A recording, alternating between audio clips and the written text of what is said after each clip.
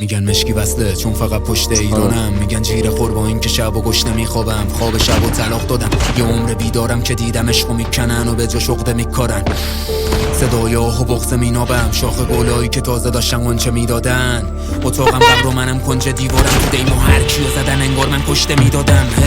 میگم آخه دی نداری ترک خفه خونی وقتی غرق خونه تمومی شهر. میگم بیدره این اتفاق و شیاطین پستین که هدفین ایرانی یا سلاخی بشن. شدم بادبان کشتی بینا خدای اعتراض، این خائنای وحشی بیزات و حارج نباز وجدان و فروختنش به لایه لایه اسکناس تو پیکا مینوشن خونه این لاله های اجتماع. او متفاوت من زاویه دیدم، به یه تار مو رسیده ولی پاره نمیشم.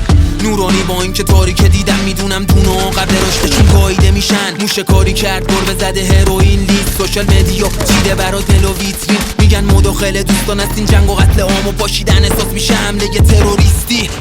بده گوشتون بوم قشقار از سفره دلم بشین یا چند تا لقمه بردار. با چشم من ببین چه کثافتی پشت اخبار جهت میدم بهت. با شهوتی که شوق بدهات میرم به جنگ با حق، با تیر و خشم و آتش دران اندیشه زدن کوتاه قد و قامت. برای تفرقه نشون میدادن حق و ناحق که باشه توجیهی برای جنگ و قتل و غارت. روح آدمی بارقه آفرینشه که اونا دست اهریمن این روح و قلب دادن. طلسم و سحر و جادو ابزار کافریت که اونا دل دادن بهش ندارن.